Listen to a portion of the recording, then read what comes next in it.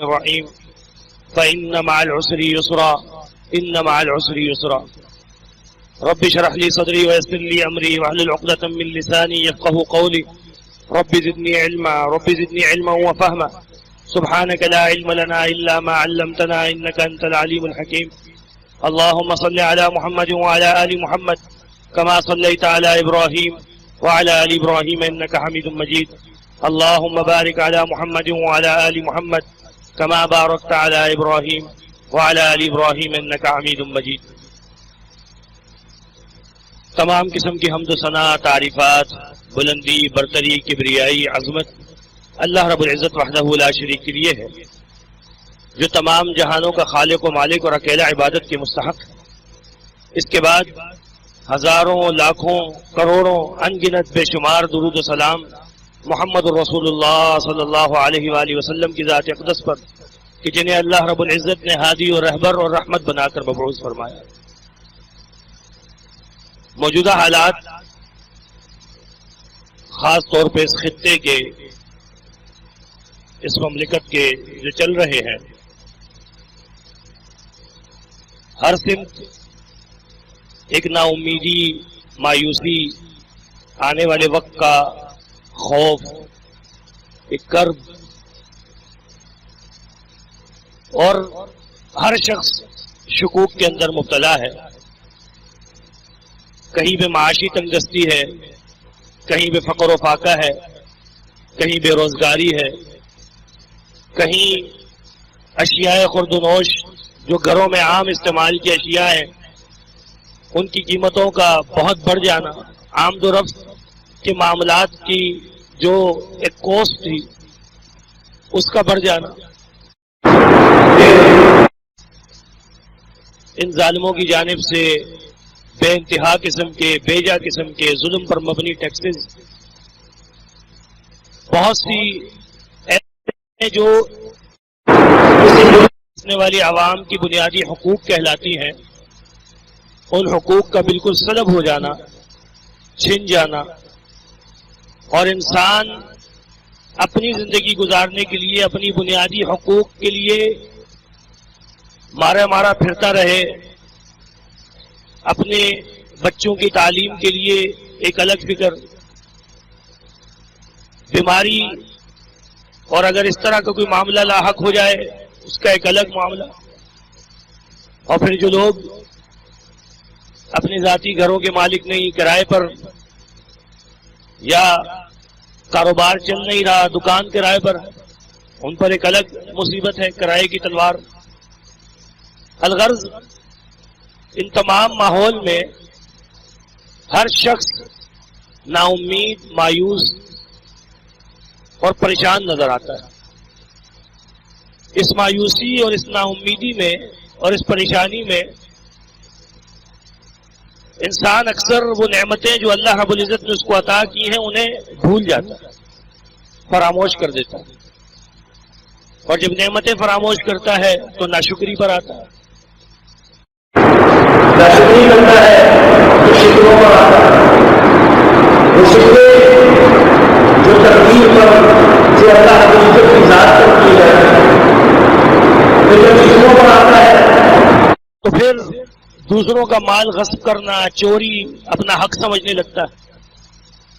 اور پھر حتیٰ ایک انتہا یہاں تک بھی پہنچتی ہے کہ ان تمام قسم کی چیزوں کو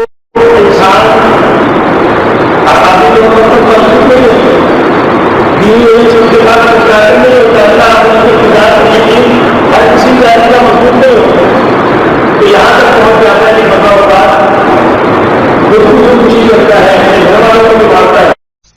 اور یہ انتہا ہے. اور یہ ساری کی ساری چیزیں انسان کو لے کر جاتی ہیں اس غلط سوچ اور اس نظریے کی طرف جو اس معاشرے نے اپنائی ہوئی.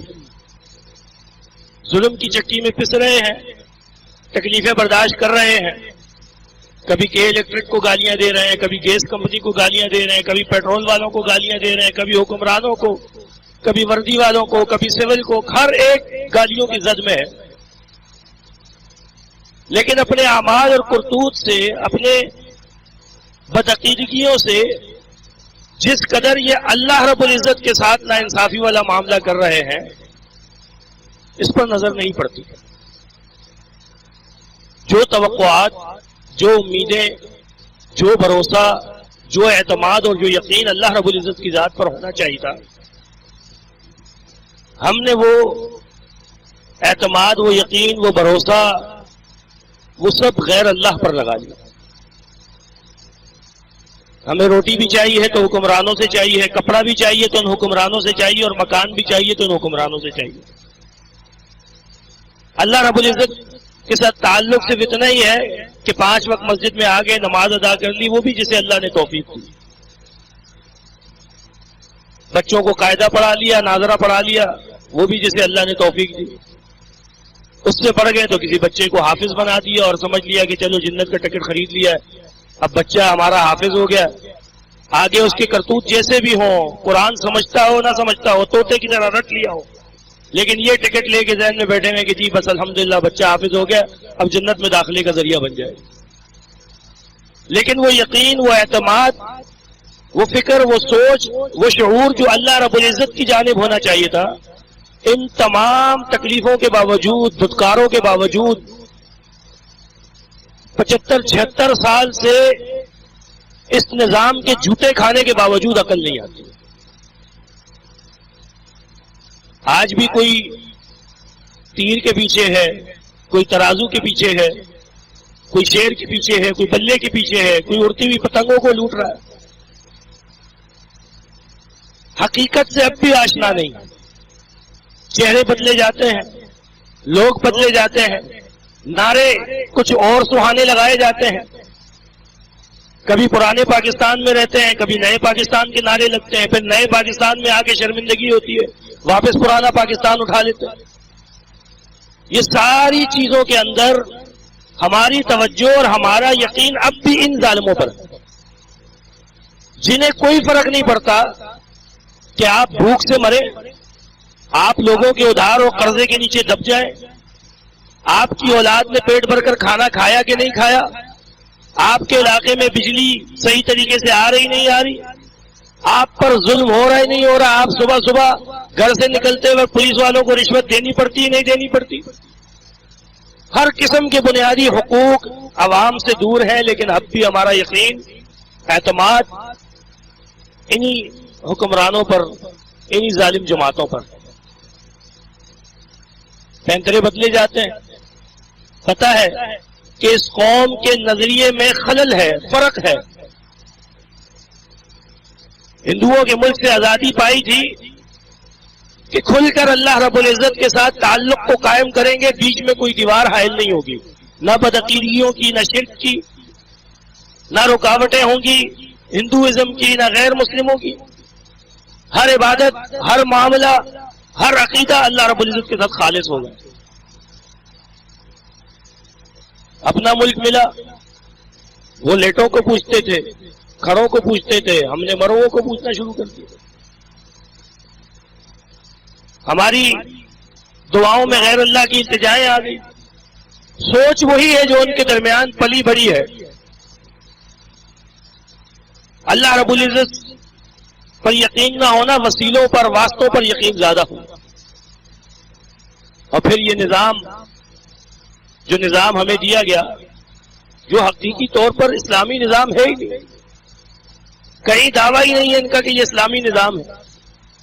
ایک ایسا نظام ہے جسے اسلام صحیح نظام نہیں مانتا. جمہوریت کوئی نظام نہیں، جمہوریت کوئی ادب پر مبنی نظام نہیں ہے. یہاں بہت سارے بدماش اور غنڈے جمع ہو کر ایک فیصلہ کر لیں تو بہت سے شریف لوگوں کو وہ ماننا پڑتا کیونکہ جمہوریت ہے. لیکن ہماری یقین، اعتماد اسی نظام پر. چہرے بدل دیے جاتے ہیں. کچھ عرصہ دیکھا کہ لوگ دینداری کی طرف زیادہ ہیں تو مولوی لوگوں کی جماعت اوپر لے آئے. کبھی ایم ایم اے بن گئی، کبھی کوئی جماعت بن گئی، کبھی کوئی جماعت بن گئی. کبھی کوئی باشرہ لیڈر لے آئے جس نے کچھ اللہ اور رسول کی باتیں کر دی تو ہم اس کی طرف دوڑ پڑتے ہیں. کبھی کسی ایسے کو لے آئے جس کا کردار انتہائی گھٹیا ہو لیکن ایاک نعبد و ایاک نستعین کا نعرہ لگا دے تو سارے بھائی پکا معاہد ہے، اس کے پیچھے پڑتے، نظام پھر بھی وہی، اور ہمارا یقین اور اعتماد پھر بھی وہی کہ بدل سکتے ہیں تو ہمارے نظام کو یہ بدل سکتے ہیں، نہ ان کی اوقات ہے، نہ ان کی خواہش ہے، نہ یہ نظام بدلنا چاہتے ہیں۔ انہیں جب غلام اور بے شعور قسم کی قوم ملی ہوئی ہے جس پر یہ راج کر سکتے ہیں، پاگل ہیں یہ، آپ کو وہ نعمتیں عطا کرتے ہیں، وہ چیزوں کی فراوانی عطا کرتے ہیں کہ پھر آپ بے فکر ہو کے اچھے نظام کی طرف سوچ سکیں۔ یہ تو آپ کو اس کام میں مصروف رکھنا چاہتے ہیں کہ آپ پورا دن سوچیں کہ پیٹ کیسے بھرنا ہے، بچوں کی فیسیں پوری کرنی ہے، بجلی کے بل کیسے ادا کرنے ہیں، کتنے پنکھے گھر کے چلنے چاہیے، کتنی لائٹیں بند ہونی چاہیے، کون سے پیک آور ہے، اسی گڑبڑ کے اندر کہیں سلنڈر گیس ختم نہ ہو جائے۔ یہ ساری سوچوں میں مبتلا کر کے عوام کو ایک ڈگر میں بھاگ دوڑ پہ لگایا ہوا ہے، اور اس ساری سوچ کی وجہ سے انسان کی عبادتیں بھی متاثر ہیں۔ جو ایک وقت نکال کر وہ اللہ کے ساتھ تعلق قائم کر سکتا ہے وہ بھی متاثر ہے، قرآن مجید کی تلاوت وہ بھی متاثر ہے، ذکر و اذکار اور دعائیں تو بالکل انسان کی زندگی سے ہٹ گئی۔ لیکن جب بیٹھے گا شکوے، شکایتیں، ناشکری، نعمتوں کی ناقدری اور غیر اللہ سے امیدیں لگا کر بیٹھے گا تو معاملہ خرابی کا حکمرانوں میں تو ہوگا، لیکن اصل میں ہمارے اندر ہماری سوچ کا، فکر کا زاویہ اب تک نہیں بدلا ہے۔ ہم نے رسول اللہ صلی اللہ علیہ وسلم کی سیرت کا صحیح معنی میں مطالعہ نہیں کیا۔ ہمیں اللہ رب العزت کیا اپنے رب ہونے پر تو یقین ہے، ہم اس کے ساتھ شرک نہ کرنے کو تو اپنا بنیادی عقیدہ سمجھتے ہیں، لیکن اس پر توکل، اس پر اعتماد، اس کے وعدوں پر یقین یہ ہمارا نہیں۔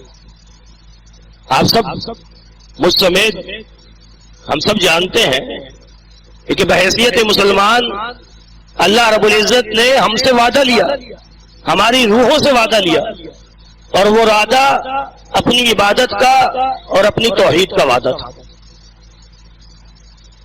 اور اللہ رب العزت نے وعدہ کیا، وہ کیا کیا؟ ان کو رزق دینے کا۔ ہم نے اللہ کے وعدے پر یقین ہی نہیں کیا۔ اللہ نے جو وعدہ کیا ہے کہ رزق پہنچے گا، ہم نے اس کو بھلا دیا کہ نہیں، اللہ کے وعدے پہ کیا یقین کریں، میں خود زیادہ کوشش کر سکتا ہوں، اور جو وعدہ ہم نے اللہ کے ساتھ کیا اس وعدے کو بے وفائی کر دی، جو عبادت کا، جو اللہ کی وحدانیت کا وعدہ تھا اس کو چھوڑ دیا۔ اس کا نقصان معاشرے میں آپ کے سامنے، بے دینی، الحاد،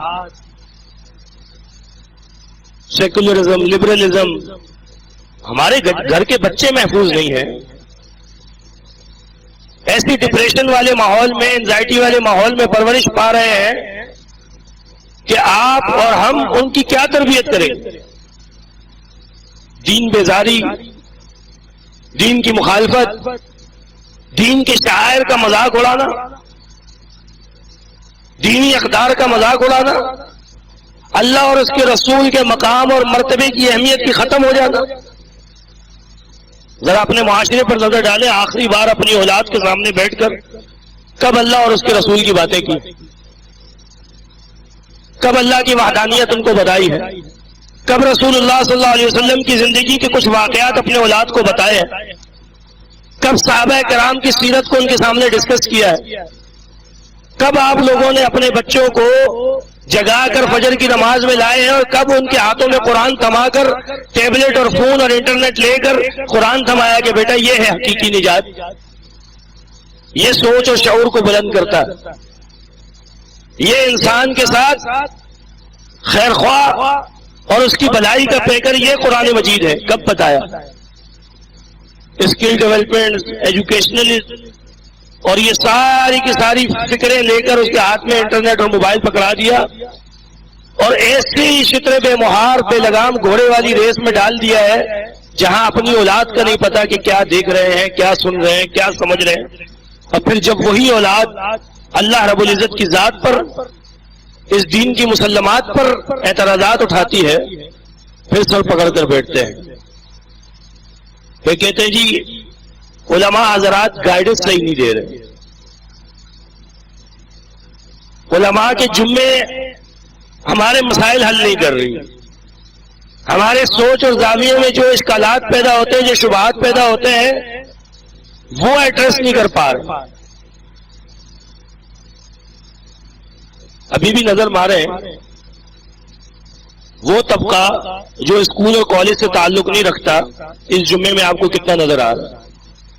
نہیں نظر آئے گا، ابھی چھٹی کا وقت ہے، اسکولوں سے ابھی چھٹیاں ہو رہی ہیں یا کچھ دیر میں ہوں گی، جتنی دیر میں وہ گھر پہنچیں گے، بھاگم دوڑ میں کپڑے بدلیں گے، غسل کریں گے، جمعے کی نماز میں پہنچیں گے، کوئی ایک حرف انہیں نہیں پتا کہ آج کیا بیان ہوا ہے، کیا بیان نہیں ہوا، اور ہم نے صرف یہ پوچھ لینا بیٹا جمعہ پڑھا تھا؟ جی ابو پڑھ لیا، بس مطمئن ہو گئے کہ جمعہ پڑھ لیا۔ جمعے میں وہ ممبر پہ کھڑے ہو کر کیا بولتا رہا، کیا سمجھاتا رہا، کیا فکر دیتا رہا، نہ اولاد کو پتا ہے نہ والدین کو فکر، اور ہم یہ سمجھ بیٹھے ہیں کہ اولاد جمعے کے لیے آ جاتی ہے اس لیے ان کو پتا ہے کہ دین کیا ہے، انہیں کچھ نہیں پتا، انہیں آپ نہیں سکھا رہے، انہیں ہم نہیں سکھا رہے، انہیں یہ سکھا رہا ہے جو دل میں ان کے جو گند ہے، جو بری سوچ ہے، سب یہ سکھا رہے۔ اس نوجوان نسل کی اپنی ہم سب کی تربیت، اس کے لیے اللہ رب العزت نے یہ قرآن مجید ہمیں بھیجا۔ اللہ رب العزت نے قرآن مجید میں فرمایا یا ایھا الناس قد جاءتکم موعظۃ من ربکم وشفاء لما فی الصدور وہدی ورحمۃ للمؤمنین۔ اے لوگو، تحقیق کہ تمہارے پاس ایک موعظہ بھیجا گیا ہے، ایک نصیحت کا سامان بھیجا گیا ہے، جو برائی سے روکنے والا۔ موعظہ کیا ہوتا؟ اچھائی کی باتیں بتانے والا، فکر آخرت کی فکر دینے والا، اللہ اور اس کے رسول کے بارے میں بار بار ریمائنڈر کرانے والا، برائی سے روکنے والا موعظہ ہوتا۔ موعظۃ من ربکم وشفاء لما فی الصدور، اور یہ جو سینوں کے اندر الغم پرغم قسم کے خیالات فطور آ رہے ہیں نا، ان کے لیے شفا بھی یہی موعظہ ہے۔ اس سے بڑی شفا کا ذریعہ کوئی نہیں، چاہے وہ پھر دلوں کی بیماری ہو، روحانی بیماری جسے کہلاتے ہیں، چاہے وہ جسموں کی بیماری ہو، سب میں شفا یہ دے۔ وہدی، اور یہ ہدایت ہے، گمراہی کے اندھیروں سے نکال کر ہدایت کے اجالوں کی طرف لے کے آنے والی۔ صرف ہدایت نہیں ہے، رحمت ہے، ورحمۃ للمؤمنین، اور اللہ رب العزت کی ایک رحمت ہے جو مومنوں پر ہے۔ سارے معاشی، سارے نفسیاتی، سارے جسمانی درد کا علاج یہ قرآن مجید ہے، شفا بھی ہے، رحمت بھی ہے، ہدایت بھی ہے، یہ ساری کی ساری چیزیں اس میں ہیں۔ ایک ایسا دوست ہے جو اچھائی اور برائی کی تمیز بتاتا ہے، موعظہ ہے۔ اب ان تکلیفوں اور پریشانیوں کے دور میں جہاں حکمران ہماری فکر نہیں کر رہے، جہاں اعلیٰ عہدوں پہ بیٹھے ہوئے لوگوں کو ہماری فکر نہیں ہے، وہاں ہم نے یہ بھی سوچ لیا کہ اللہ کو بھی ہماری فکر نہیں، اور یہ بدگمانی ہے، یہ اللہ کے ساتھ وہ بدگمانی ہے جس کی وجہ سے ہمارا تعلق اللہ سے مضبوط ہونے کے بجائے دن بدن کمزور ہوتا جاتا ہے۔ نہ دعاؤں کے لیے ہاتھ اٹھتے، نہ اپنے حالات کی تبدیلی کی دعا اللہ سے کی جاتی ہے، باتوں میں محفلوں میں ہو جاتی ہے، جب پورا دل کے پھپولے پھاڑ لیتے ہیں، ایک دوسرے سے بات کر لیتے ہیں، اس کو بھی گالیاں دے دی، اس کو بھی برا بھلا کہہ دیا، اس نے بھی یہ کر دیا، اس نے بھی لوٹ لیا، تاجروں نے بھی یہ کر دیا، وہ بھی حرام خور ہے، یہ بھی بدماش ہیں، یہ بھی فلاں ہے، یہ بھی فلاں ہے۔ اب آخر میں کہتے ہیں بس اللہ ہی ہمارا مالک ہے، کیا کریں، اللہ پہ ہی چھوڑ دیں۔ وہ ایک آرڈنری سی بات ہے، گفتگو ہے، اس میں کوئی دعا، کوئی اللہ پر یقین اور اعتماد نہیں ہے۔ اللہ پر اعتماد اور یقین یہ ہے تکلیف، پریشانی، غم، فکر، رنج و ملال جب دل میں محسوس ہو، ہاتھ اٹھ جائے اور پھر اللہ سے حالات کی تبدیلی کی دعا مانگی جائے۔ اللہ بدل سکتا ہے، ہمارے حالات نہیں بدل سکتا، بدل سکتا ہے۔ اللہ کا کن ہماری دنیا کو ہمارے لیے جنت کے سما میں بدل سکتا ہے.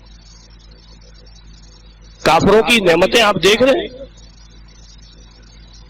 اللہ نے ان کی دنیا کو جنت بنا رکھا ہے کہ نہیں بنا رکھا؟ سوئٹزرلینڈ اور فرانس جن کے دعوے کیے جاتے ہیں لاکھوں روپے لگا کر، جن کے لوگ جا کر تفریح کے لیے وہاں گھومتے ہیں، تصویریں بڑے فخر سے، اور پھر آ کر بتاتے ہیں یار یہ تو کچرا ہے، جنت ہے وہ تو. اللہ رب العزت نے نعمتیں دے رکھی ہیں، وہ نعمتیں اللہ رب العزت نے ہمیں بھی دے رکھی ہیں. اللہ نے ان کے حالات بدل رکھے، باوجود اس کے کہ نہ اللہ پر یقین ہے نہ اعتماد ہے، کچھ بھی نہیں ہے. لیکن کافر، اس کے ساتھ اللہ کا معاملہ ہو رہا ہے، اس کی اچھائیاں، اس کی خیرخواہیاں، اس کی دنیا کے اندر اچھے کاموں کا بدلہ اللہ نے دنیا میں دینا ہے. میرے اور آپ کا معاملہ اللہ کے ساتھ الگ ہے.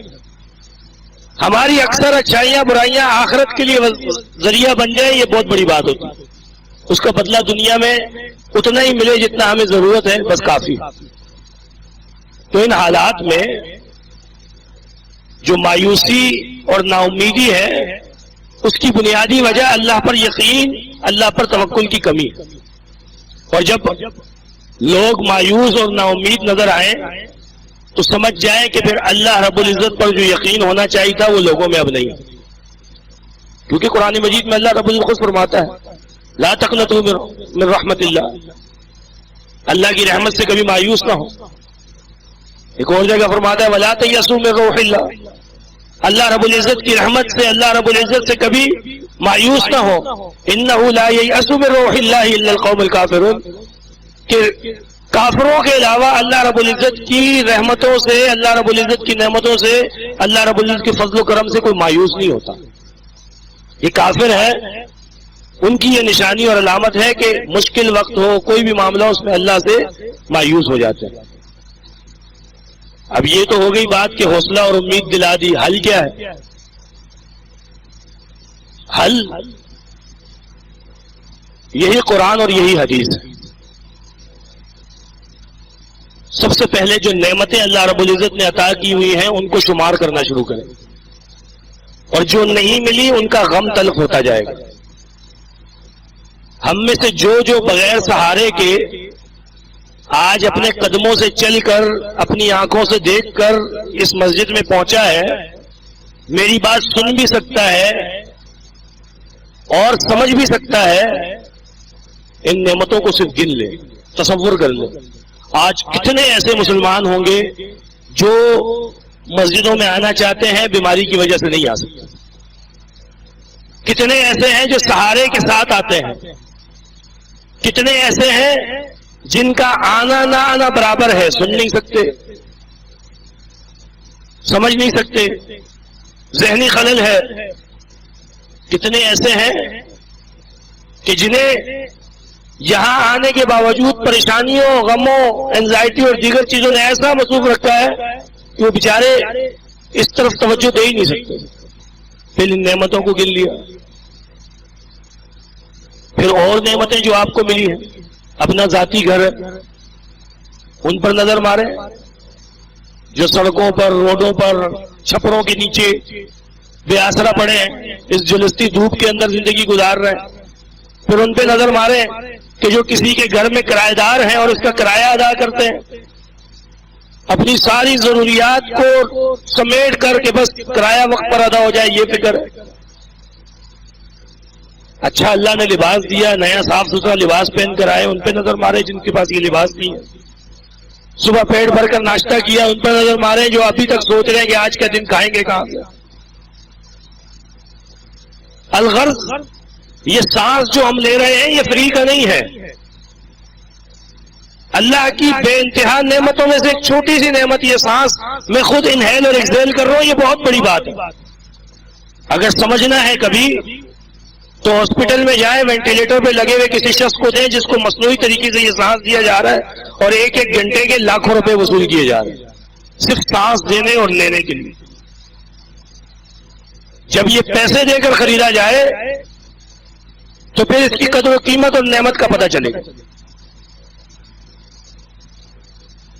بہت سی چیزیں ہیں ہمارے پاس جو نعمتیں ہیں ان نعمتوں کی قدر و قیمت ہم نہیں سمجھتے، اسی لیے اللہ کی عطا کی ہوئی نعمتوں کو ہم بالکل بھلا دیتے ہیں، اور جو نعمتیں لوگوں کے پاس ہیں، جو اسٹینڈرڈ اپنے اپنے دماغ میں طے کر رکھے ہیں کہ یہ زندگی ہے، یہ لائف اسٹینڈرڈ ہے، یہ ہونا چاہیے، اس کے چکر میں اپنے آپ کو ہلکان کر کے بیٹھے گے۔ حقیقی معنوں میں اس ملک کی حالت جس تاجر کے ساتھ بیٹھے، جس بندے کے ساتھ بیٹھے، ناشکری پر مبنی، حالات برے ہیں، کاروبار مندہ ہے، ٹھیک ہے، مانتے ہیں، لیکن کہیں اللہ رب العزت کا یہ جملہ، یہ اللہ رب العزت کے بارے میں کہنا کہ الحمدللہ علی کل حال، کہ ہر حال میں اللہ کا شکر ہے، یہ آپ کو سننے کو نہیں ملتا۔ یار اللہ سالوں سال بہت اچھا کھلاتا ہے، تھوڑا وقت آیا تنگی کا اللہ ٹال دے گا، یہ جملہ نہیں ملتا۔ ناشکری پر مبنی جملے، نعمتوں کی ناقدری پر مبنی جملے۔ رسول اللہ صلی اللہ علیہ وسلم کی ایک حدیث نعمتوں کی قدر کے بارے میں آپ کو سناتا ہوں۔ آپ صلی اللہ علیہ وسلم نے فرمایا، من اصبح منکم آمنا فی سربی معافا فی جسدی وعندہ قوت یومی فکأنما حیزت لہ الدنیا، اور دوسری روایت میں فرمایا فکأنما حیزت لہ الدنیا بمزاحملھا، کہ تم میں سے جو صبح اس حالت میں اپنے آپ کو پائے، اسے دن ایسا ملے کہ آمنا فی سربی، وہ اپنے گھر میں اپنے آپ کو جب صبح اٹھے اور دیکھے کہ اس کو کوئی جسمانی بیماری موجود نہیں، کوئی